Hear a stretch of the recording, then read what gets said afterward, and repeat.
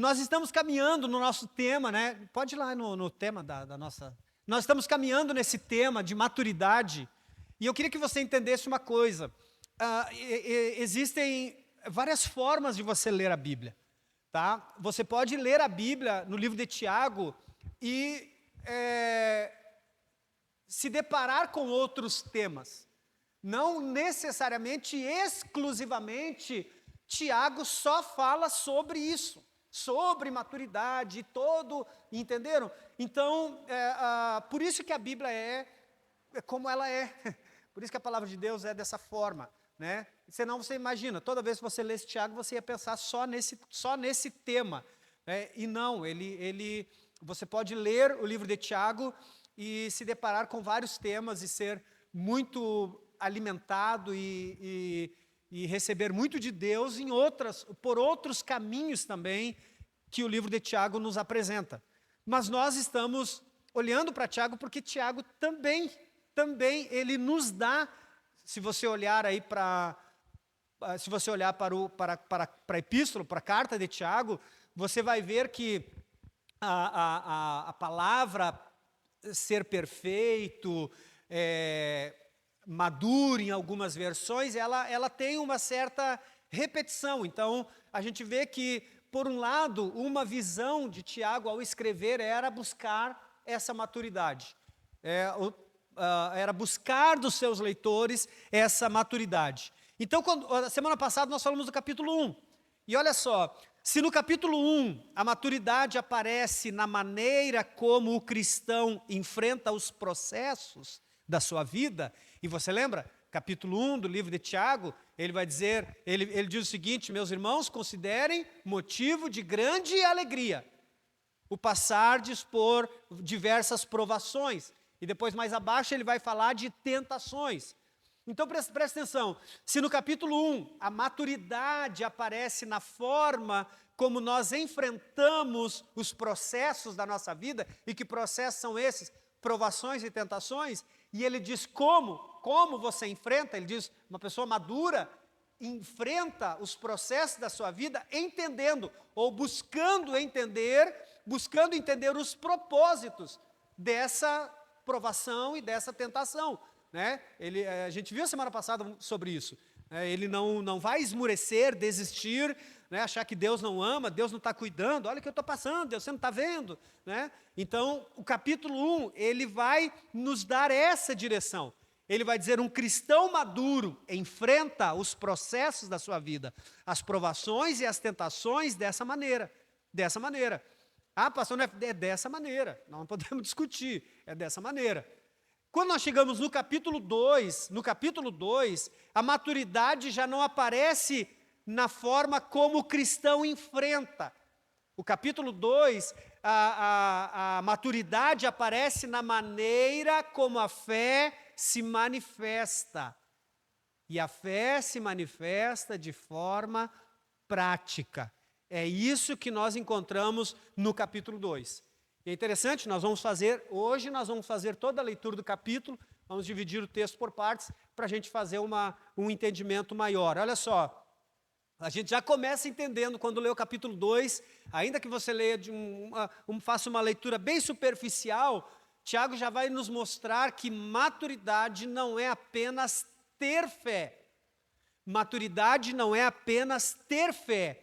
Maturidade é quando a fé começa a aparecer na vida do cristão.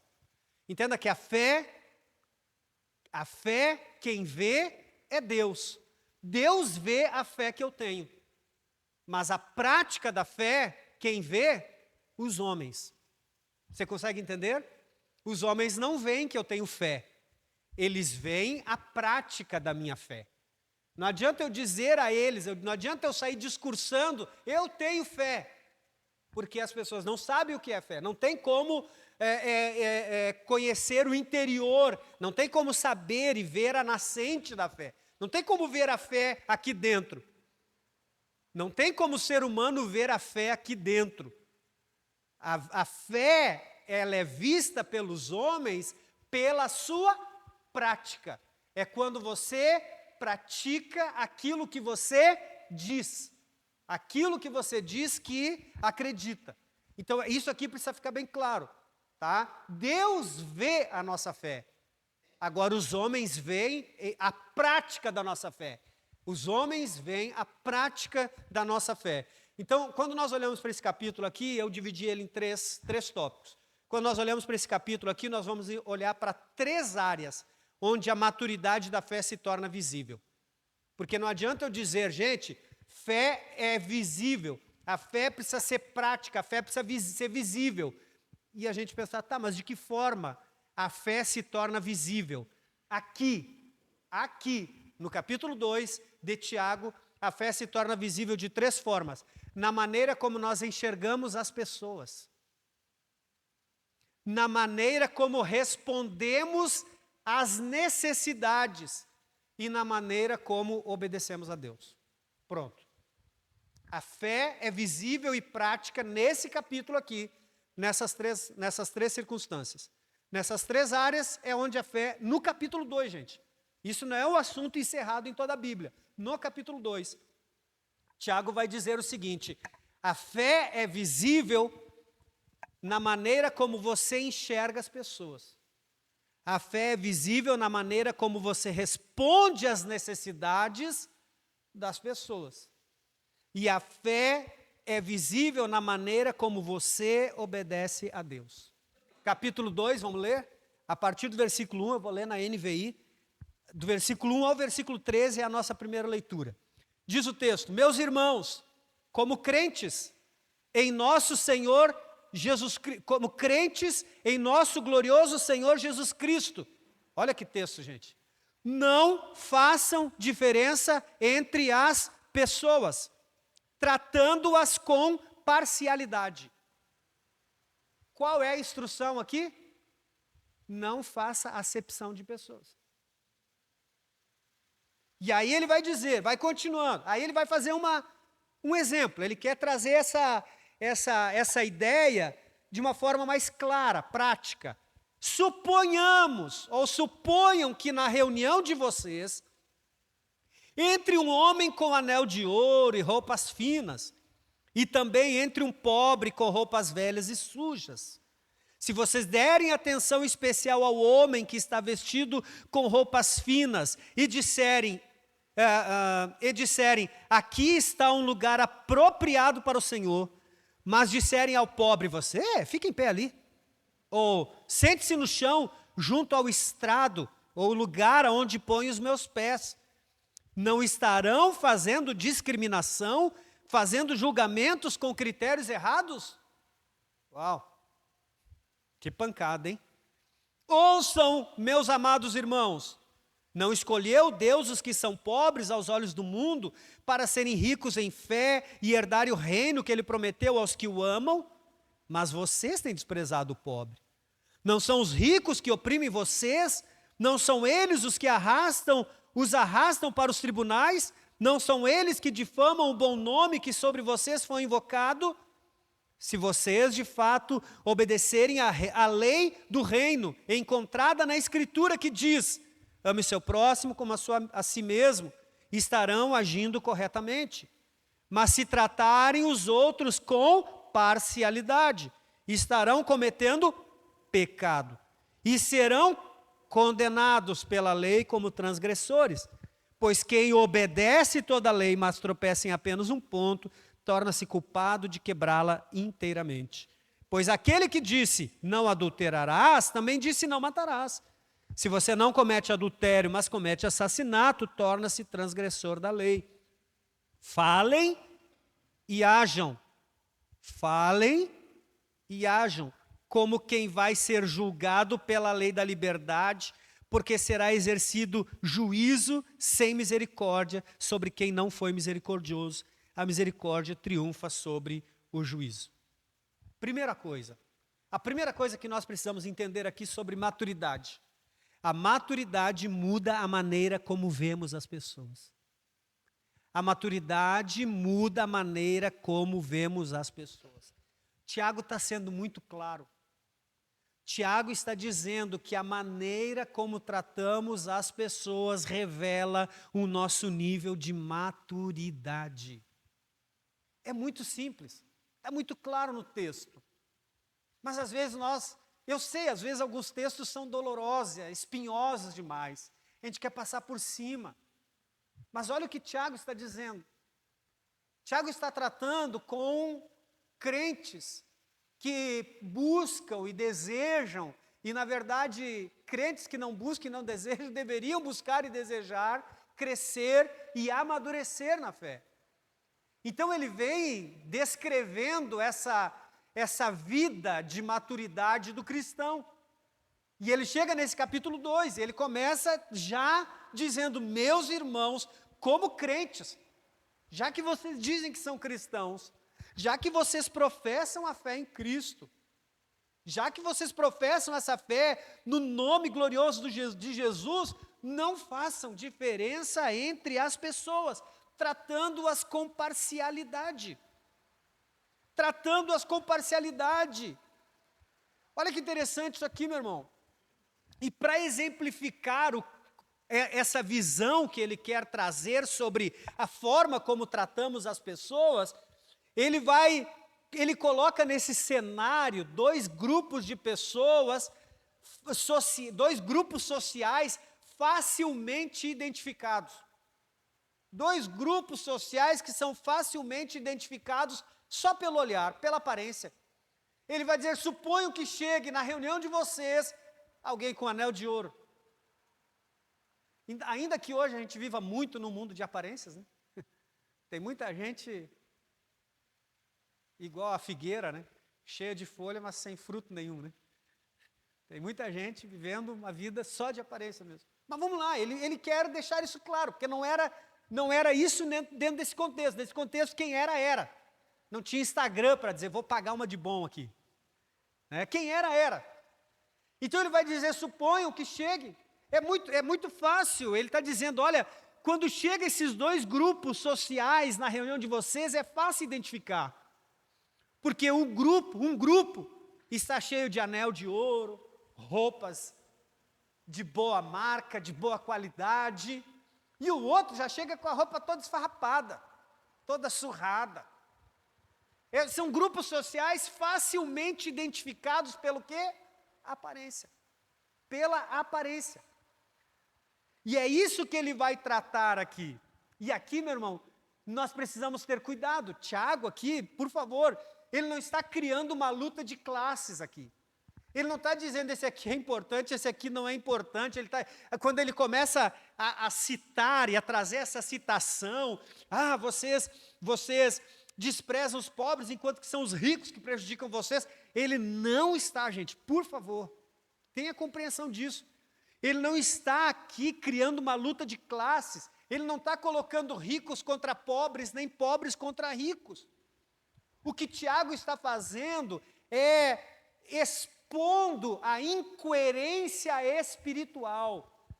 O que Tiago está fazendo é expor a incoerência espiritual daqueles crentes. Não é sobre as pessoas, é sobre a igreja. Não é sobre as classes sociais, é sobre como a igreja olha para essas classes sociais. Ele não está aqui denunciando que quem é rico não vale nada e quem é pobre, sim, esse sim, esse sim. Não. Ele não tá criando guerra entre esses grupos sociais, essas classes sociais. Ele não está dizendo, senão ele mesmo ia ser incoerente. Porque ele está trazendo o ensinamento, está dizendo: não façam parcialidade, e daqui a pouco ele vai dizer: escolham esse grupo aqui, ó. Não, então não é isso. Tiago não está explorando as classes sociais dentro desse grupo. Ele está dizendo: é como você olha. Ele está dizendo: igreja, é como você, crente, lida com essa questão. É como você, como um cristão maduro, lida com essa questão. É sobre isso. O que ele está denunciando aqui é a parcialidade. Ele está denunciando o fascínio pelo status. O que Tiago está denunciando aqui é a admiração pelo poder. Ele está dizendo: igreja, irmãos, como crentes em Jesus, vocês não podem se deixar levar por isso. como crentes em Jesus, vocês não podem se deixar levar pelo status. Vocês não podem se deixar levar pela admiração do poder. Eu quero estar perto desse, porque esse sim pode me favorecer em algum momento. Não, não. É sobre isso que Tiago está trazendo. Então, mais uma vez, o alvo de Tiago não é a classe social, é como a igreja se comporta. É como a igreja se comporta no meio dessa comunidade, e principalmente, aquilo que nós chamamos de igreja. É como nós nos comportamos diante desses fatos. O que Tiago está dizendo aqui, o que ele está nos mostrando aqui é muito simples. Um cristão imaturo enxerga as pessoas pelos critérios humanos. E às vezes não é nem pela condição social. Às vezes não é nem pela condição social. Não é pelo que ele pode me favorecer, mas é por outras questões. Sejam elas quais forem. Às vezes eu posso querer me aproximar de alguém para ter o benefício de qualquer outra coisa. Hoje o pessoal acha bonito e chama isso de, como é que é aquela palavra? Network. Eu tenho que estar perto de pessoas que abrem portas para mim. Eu tenho que estar perto de pessoas que podem me levar para lugares mais altos, para me levar para lugares melhores. Veja só, esse pensamento, se ele é saudável, talvez dentro da igreja não é o conselho que Tiago dá. Não é o conselho que Tiago dá. Você já pensou que uma pessoa pode ensinar uma pessoa com menos condições de vida, uma condição financeira muito abaixo, talvez da minha, da sua, o quanto ela pode nos ensinar sobre uma vida simples e dependente de Deus? Talvez a gente tenha uma condição, talvez quem tem uma condição financeira estável não consegue dormir direito, porque está sempre preocupado com as suas riquezas. E ele pode olhar para alguém menos abastado que ele e pensar, no que essa pessoa pode me ensinar? E sim, talvez ela pode, se você se aproximar dela, você pode aprender com ela o que é confiar em Deus, o que é depender de Deus, o que é acreditar e confiar que o que você tem hoje na sua mesa, ou talvez o que você não tenha, não terá amanhã na sua mesa, se torne a provisão de Deus para que você tenha. Talvez ela seja colocada perto de você para você aprender a ter paz no teu coração, porque você não tem. Então veja só, não é só de baixo para cima, mas essa é a forma como nós vemos, Toninho. É a forma como nós enxergamos as pessoas. É a forma como nós enxergamos as pessoas. Claro que, se nós estivermos próximos de alguém, e esse alguém for usado por Deus para que uma porta se abra, nada demais. Não é esse o problema. O problema é o critério. O problema está aqui dentro. O problema está quando eu olho para o Fábio e digo, eu preciso me aproximar dele para ter o benefício daquilo que ele tem. Esse é o problema. E aí eu ignoro todas as demais pessoas. E eu ignoro todo mundo. Eu acho que ninguém mais pode... Você consegue entender? É isso que Tiago está dizendo. Esse é o conselho de Tiago. E o entendimento que nós temos é isso. Um cristão imaturo enxerga as pessoas pelos critérios humanos e não pela perspectiva de Deus. Mas o cristão maduro enxerga pessoas como Deus enxerga. E como Deus enxerga as pessoas? Como Deus enxerga as pessoas? Eu mandei hoje um pensamento no grupo dos pastores, uma reflexão. E quando eu estava meditando nesse texto, claro que eu vou buscar alguns comentários, vou buscar algumas coisas que outros já escreveram a respeito disso. E o escritor Warren Wiersbe, se é assim, não sei, ele escreve o seguinte, quando chega nesse tópico. Ele diz, como nós enxergamos as pessoas, como nós devemos enxergar as pessoas no meio da congregação. Ele está dizendo, se o visitante na nossa igreja é cristão, o aceitamos porque Cristo vive nele. Se não é cristão, o aceitamos porque Cristo morreu por ele.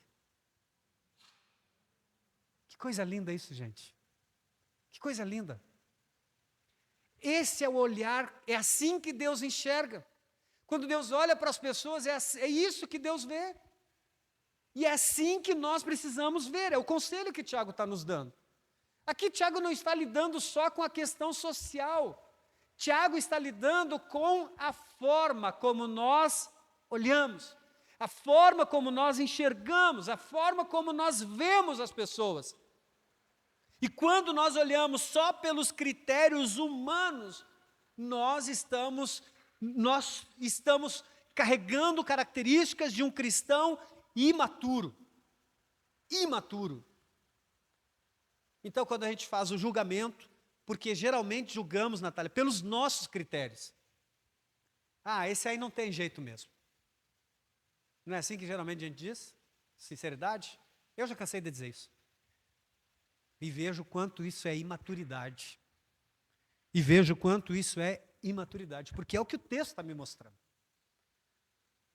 Porque talvez eu não procure entender a luta do meu irmão e da minha irmã e o porquê ele ou ela não está correspondendo a esse chamado de Cristo. Porque ele ou ela não está correspondendo ao que Cristo fez se ele é cristão. Então, o Warren Wiersbe está nos dando uma dica. Quando você olha para um cristão, quando você olha para um cristão, o veja como alguém, o aceite como alguém em quem Cristo vive. Não, mas eu só gosto de crente. Você está errado. Mas o salmista diz que eu não devo me assentar. Não tem nada a ver. Vai para a célula que você vai entender o que isso significa. Você consegue entender?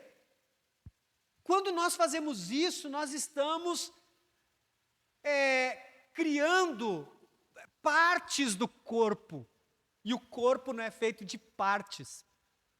O corpo é um inteiro, é um completo, é um total. Se você olha, esse é o corpo. Esse é o corpo. O que não estiver ligado aqui não é corpo. Você consegue entender? É isso que Tiago está dizendo. Então esse pensamento eu quero que você guarde isso. Porque essa verdade precisa estar alinhada ao coração da igreja. Se nós olhamos para um cristão, devemos aceitá-lo porque Cristo vive nele. Se nós olhamos para um não cristão, ou se chega na nossa igreja um não cristão, nós temos que aceitá-lo porque Cristo morreu por ele. Ou seja, Cristo é a ligação entre nós e qualquer pessoa. Qual que é o nosso discurso? Que nós estamos ligados como corpo. Que quem está lá fora não tem nada a ver comigo. Mas se você tem tudo a ver com Cristo, quem está lá fora também tem tudo a ver com você. Porque é aí que a nossa visão de compaixão começa a ser estabelecida. Eu quero me arriscar a dizer que o nosso coração não se compadece pelos perdidos, porque nós ainda olhamos para eles com os nossos critérios, com os critérios humanos. Nós olhamos para eles pensando como pessoas, não pela perspectiva de Deus. Nós olhamos para eles e ainda dizemos, merece morrer, merece ir para o inferno. Não, pastor, eu nunca disse isso. Bom, se nós não fazemos o que Jesus mandou fazer com relação aos perdidos, nós estamos dizendo para eles, eu quero mais é que você vá para o inferno. Se nós não nos mobilizamos na oração, na intercessão, no evangelismo, na evangelização, se nós não pagamos o preço pelas vidas, pelas pessoas que estão perdidas, é como se nós estivéssemos dizendo a eles, eu estou indo para o céu, você, estou nem aí.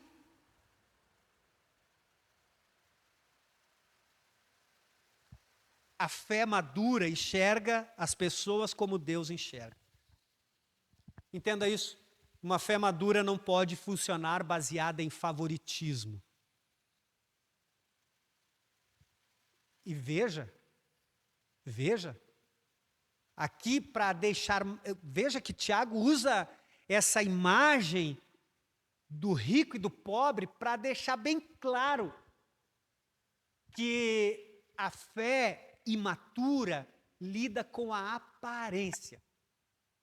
E não é a aparência, o que você vê, a pele, a cor do olho, o cabelo. A aparência é o critério que você usa. É o critério que eu uso. É o critério que eu uso. Mas às vezes a própria igreja não consegue viver. Os próprios irmãos não conseguem conviver. Entre eles que se dizem ser corpo de Cristo. Imagina. Preste atenção. Uma fé madura transforma relacionamentos. Uma fé madura transforma relacionamentos. A fé madura é que permite a igreja viver o que Paulo aconselhou os filipenses. Cada um considere o outro superior a si mesmo. É quando eu olho para o outro, é quando eu olho para o outro e vejo o outro com características, possibilidades, condições melhores do que a minha. É quando eu não quero ser superior aos outros. É quando eu sou capaz de me diminuir e de viver em humildade, reconhecendo que o outro tem também condições e possibilidades e características e, enfim, tantas coisas que podem acrescentar na minha vida. Preste atenção, uma fé madura produz amor prático. Produz amor prático. Olha o que diz o versículo 14. Meu Deus, se prepara, irmão. Se você não leu Tiago 2, de que adianta? Nossa, que expressão forte, hein? De que adianta? Aqui Tiago já vai desmontar qualquer argumento. Quando ele diz de que adianta? Meu irmão, isso aqui não é de pelica, não. Isso aqui é luva de boxe mesmo. Isso aqui é jiu-jitsu puro. De que adianta, meus irmãos, alguém dizer que tem fé se não tem obras? Acaso a fé pode salvá-lo? Veja, não é a fé que salva, é a graça de Deus. Essa salvação, essa palavra salvá-lo, ela tem várias definições. Ela é usada tanto para salvação na eternidade, como para salvação de situações de perigo e de qualquer outra coisa. Se você olhar o original, a palavra é essa.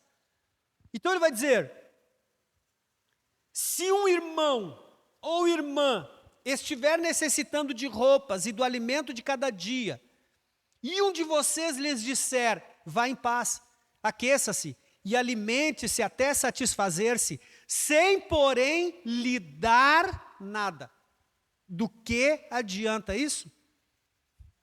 Assim também a fé, por si só, se não for acompanhada de obras, está morta. Mas alguém dirá, você tem fé, eu tenho obras. Mostre-me a sua fé sem obras, e eu lhe mostrarei a minha fé pelas obras. Você crê que existe um só Deus? Muito bem. Até os demônios creem.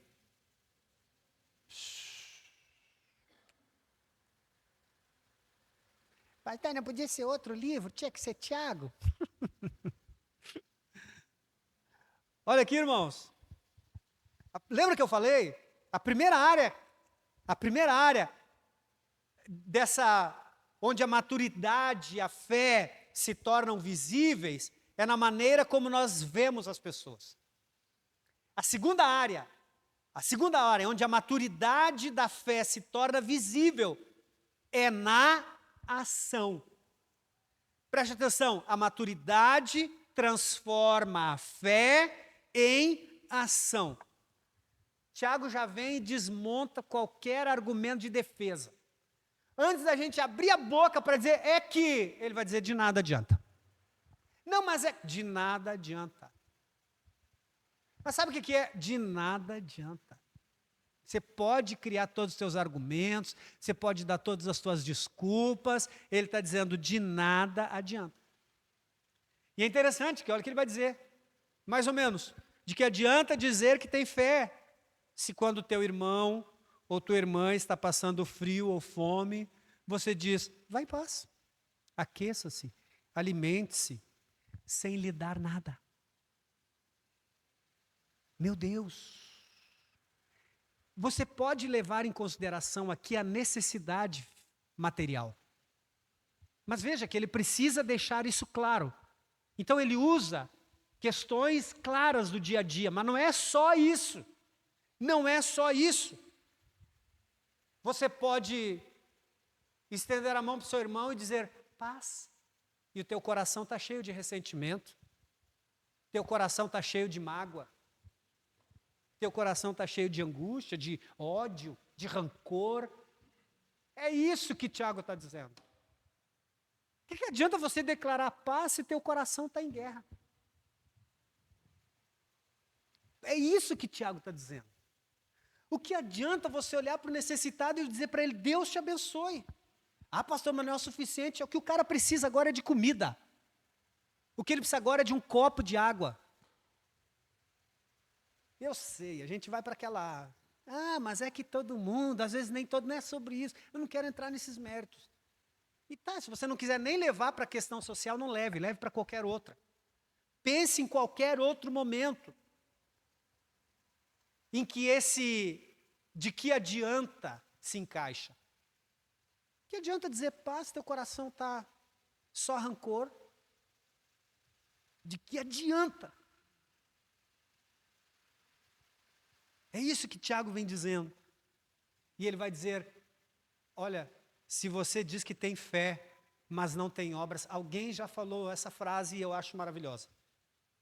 Nós não fomos salvos pelas obras, mas fomos salvos para as obras.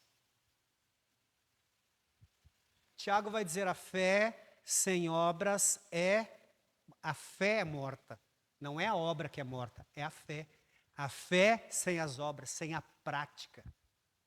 Lembra que ele começa falando da forma como a gente enxerga as pessoas? E aí depois ele vem e entra com a fé transformada em ação. Sabe o que significa? Tiago está dizendo, a maturidade acontece quando a fé deixa de ser apenas crença. Quando a fé deixa de ser apenas discurso e passa a ser comportamento. Isso é maturidade. Maturidade é quando a fé deixa de ser discurso, deixa de ser apenas crença, eu creio, declarações. Lembra do capítulo 1 que nós lemos? No capítulo 1, Tiago vai dizer no capítulo 1, olha, sejam praticantes da palavra e não apenas ouvintes. Isso que ele fala lá no capítulo 1. Então é a mesma coisa, nós podemos vir para a igreja, irmão, receber. Eu gosto quando o pastor fala, recebe. Eu gosto de ouvir lá o pastor lá do YouTube que ele diz, recebe, e que ele libera a palavra profética, tá? E aí? Se você não transforma isso que você diz que crê, isso que você recebe na prática, em ação, se nada muda o teu comportamento, se o que você ouve não muda o teu comportamento, não adianta. Entenda, o cristão maduro não apenas acredita, ele vive aquilo que acredita. 2 amém. A maturidade não apenas acredita. O cristão maduro não apenas acredita, ele vive aquilo que ele acredita. Nós cantamos, eu vou construir minha vida em ti. Essa é uma declaração de fé. É uma proclamação de fé. É uma declaração de fé. Você está dizendo que você vai construir a sua vida em Cristo. Ok. E agora, quando a gente sair daqui? Quando o culto terminar? Ô, pastor, não dá, amanhã eu tenho o dia inteiro. Pastor, minha semana é corrida. Pastor, não tenho aula. Pastor, não tenho tempo para nada. Então você está construindo a tua vida no fundamento chamado trabalho, chamado qualquer outra coisa. Porque tudo aquilo a que você se devota, tudo aquilo que você põe em primeiro lugar, é o que ocupa o teu coração. E não sou eu que estou dizendo. Claro que você tem que trabalhar. 8 horas, 10 horas, 24 horas por dia, sei lá. Você tem que trabalhar.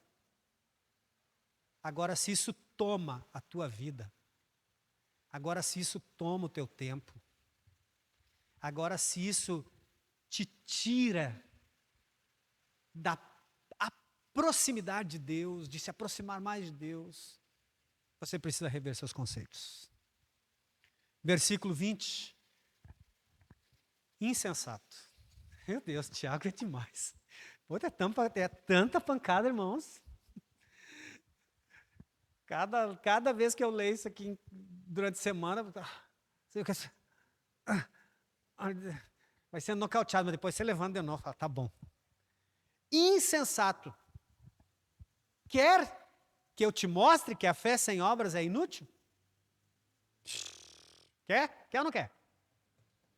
Não, porque aqui ninguém tem sensato. Aqui ninguém é sensato. Aqui, todo mundo aqui é cristão maduro. Quase perdi meu esboço aqui. Insensato. Quer certificar-se de que a fé sem obras é inútil? Aí ele começa. Eu vou te mostrar. Não foi Abrão. Quem foi Abrão, irmãos? Pai da fé. Ele vai dizer, não foi Abrão. Ele não está perguntando quem não foi Abrão, né? Ele está afirmando uma situação. Não foi Abraão, nosso antepassado, justificado por... Ué, mas não é o pai da fé? Como é que ele foi justificado por obras? Quando ofereceu seu filho Isaque sobre o altar? Deus perguntou, Abrão, você me ama, Abrão? Ô, Senhor, claro que eu te amo. Mais que tudo, qual que é o meu lugar aí no teu coração primeiro? Isso é? Vamos, gente. Fé, declaração de fé.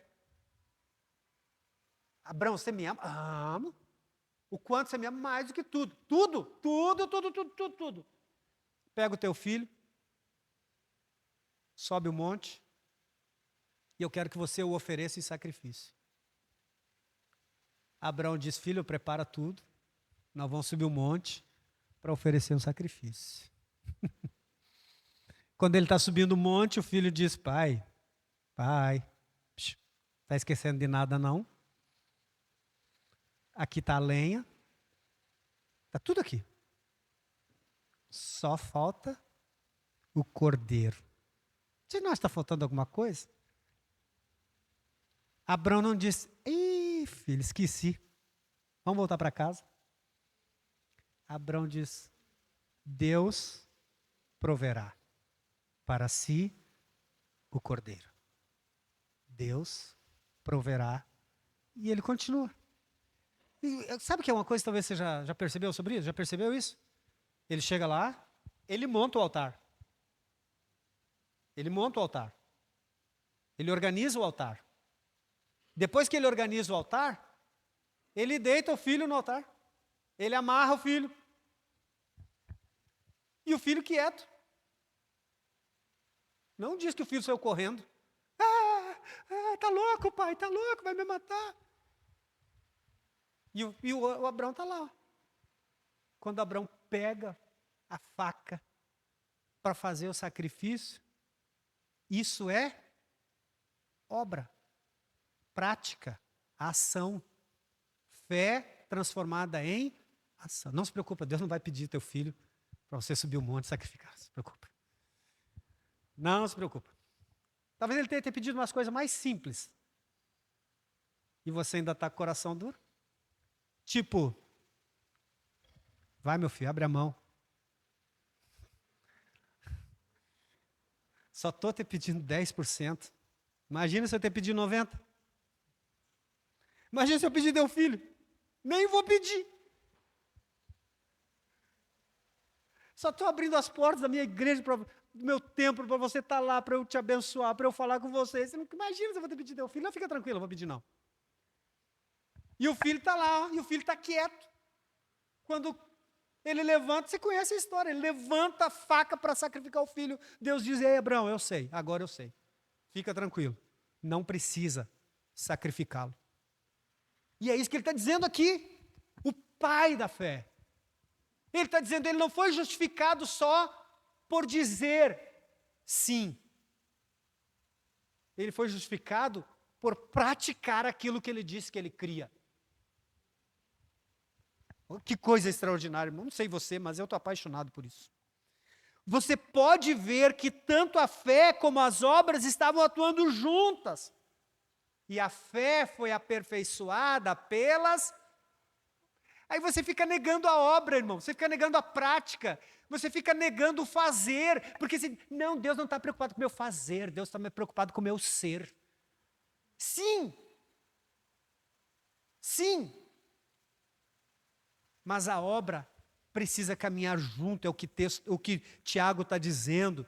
Olha aí, cumpriu-se assim a escritura que diz, Abrão creu em Deus, e isso lhe foi creditado como justiça, e ele foi chamado amigo de Deus. Vejam que uma pessoa é justificada por obras, e não apenas pela fé. Fé e obras andam juntos. O que é a obra? Já vamos falar. E olha, ele vai dizer, caso semelhante ao de Raabe, irmãos, caso semelhante ao de Raabe, a prostituta. Ele coloca como exemplo a prostituta ao lado do pai da fé, do homem onde nasceu tudo. O cara que carregou a promessa. Ele poderia usar aqui José, ele poderia usar Davi, ele poderia usar qualquer outro homem santo que a gente conhece na Bíblia, mas ele usa Raabe, a prostituta. E olha o que ele vai dizer. Caso semelhante ao de Raabe, a prostituta, não foi ela justificada pelas obras quando acolheu os espias e os fez sair por outro caminho?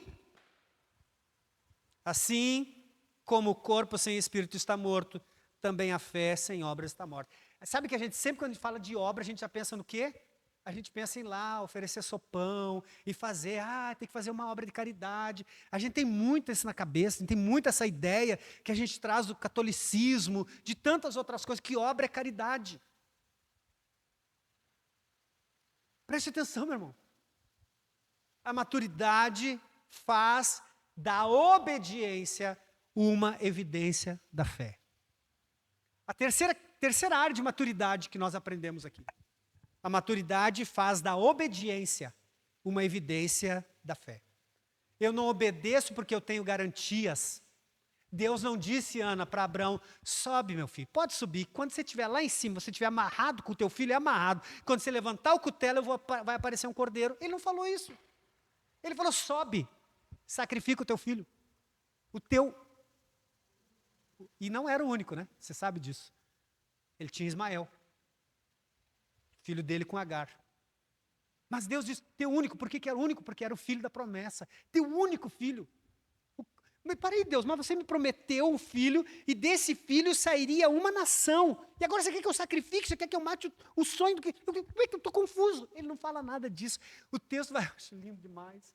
O texto diz, que de manhã cedo, ele não deu tempo para a cabeça dele ficar refletindo. Sabe que o diabo é terrível, né? Vou para casa, pastor, vou pensar.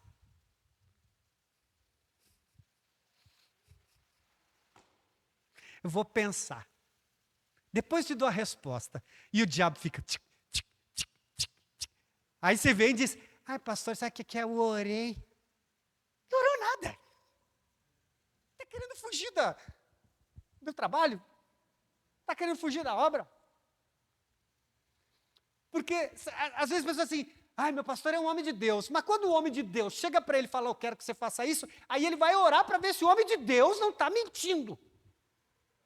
Não combina esse negócio. Não casa. Eu fico só assim, eu me faço de tola. Tá, glória a Deus. Deus fala, aleluia. A maturidade faz da obediência uma evidência da fé. Você pode dizer que tem fé, mas se você não obedece. Pastor, mas eu tenho que mostrar para os outros. A fé Deus vê, as obras os homens veem. Dá para encerrar? Ou dá para apanhar um pouquinho mais aqui hoje? A minha já está doendo, irmãos. Minhas costas já estão doendo aqui, viu? Vamos lá, vamos encerrar aqui. Depois de confrontar uma fé apenas verbal, Tiago apresenta esses exemplos concretos. Abraão e Raabe foram lembrados não pelo que disseram, mas pelo que fizeram. Por causa daquilo que disseram. Sabe por que Raabe escondeu os espias? Você já leu esse texto? Sabe por que Raabe escondeu os espias quando eles foram lá espiar Jericó? Lembra que o povo de Israel ia tomar Jericó? Sabe por que ela escondeu os espias de Israel? Não foi porque eles ameaçaram ela. Olha aqui, ó. Nós vamos te matar. Não. Quando eles chegaram, ela disse para eles, Éder, é maravilhoso esse texto. Gente, leia a Bíblia apaixonadamente. Quando aqueles discípulos chegaram, Éder, ela disse, nós temos ouvido o que Deus tem feito na vida de vocês, desde quando saíram do Egito. Toda a cidade está com medo. Todos estão com medo, porque eles sabem que Deus está com vocês. Isso é uma declaração ela disse, eu também acredito que Deus deu essa terra para vocês. Agora, se ela sai dali e manda um WhatsApp, ela manda um WhatsApp para os soldados, tem 2 espias aqui, corre aqui, corre aqui. Que ia adiantar alguma coisa? Ela dizer que acreditava que Deus ia entregar aquela cidade para eles? Não. A fé precisava estar acompanhada da obra. E qual era a melhor obra que ela tinha para fazer naquele momento? Esconder os espias. Os soldados de Jericó chegaram lá e bateram na porta da casa dela. Ela abriu, sim senhor. Ficamos sabendo que tem 2 homens escondidos aí. Ela falou, não, pode entrar e pode fazer a vistoria na casa. Ela tinha escondido. Obra. Gente, isso é maravilhoso. Isso é maturidade. E olha que interessante. Você olhar a maturidade de Abraão, tudo bem. Abraão já tinha ouvido Deus dizer para ele, sai da tua terra e da tua parede. Mas e a prostituta? Pagã.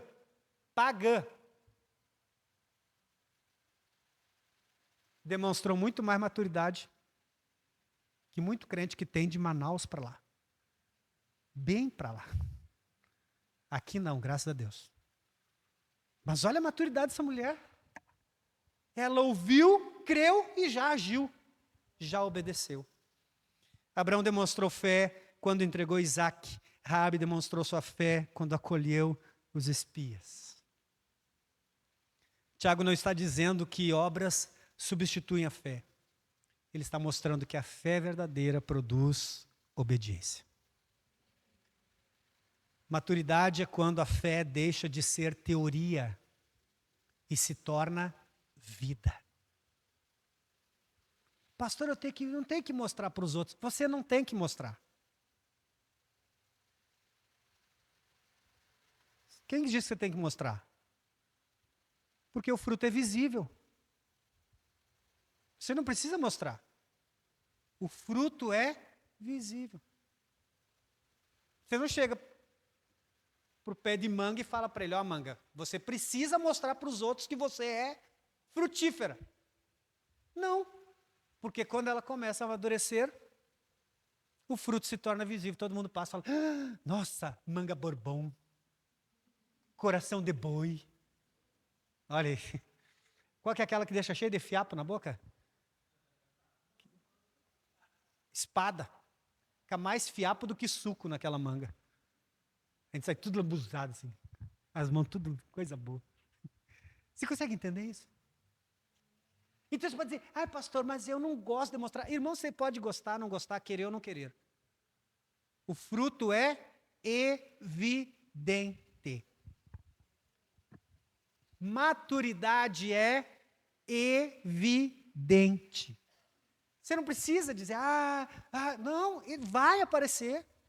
Maturidade é quando a fé deixa de ser teoria e se torna vida. Nós vamos encerrar. 3 características da maturidade.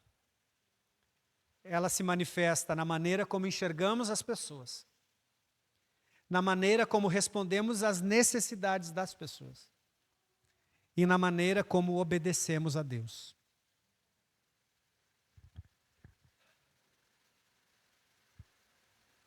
Uma fé madura funciona sem favoritismo.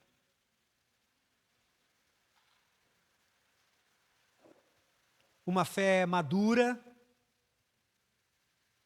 acontece quando ela deixa de ser apenas crença e se torna, afeta o nosso comportamento. Não é mais pelo que eu digo ou creio, é pelo que eu faço. Mudou a minha vida. Mudou. A maturidade faz da obediência uma evidência da fé. É evidente. As pessoas veem. Eu acho que esse texto de Tiago nos pede um autoexame. Um exame da nossa fé. A nossa fé tem produzido transformação em nós, nas pessoas que estão à nossa volta? As pessoas conseguem perceber Cristo nas nossas atitudes? Aquilo que dizemos acreditar aparece na maneira como tratamos as pessoas? A nossa fé é prática ou é teórica? O convite de Tiago é que saiamos de uma espiritualidade apenas declarada e passemos para uma espiritualidade vivida. Vivida. Maturidade cristã não é apenas conhecer o Evangelho.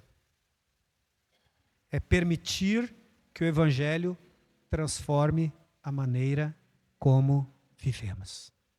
Porque Evangelho é uma boa nova.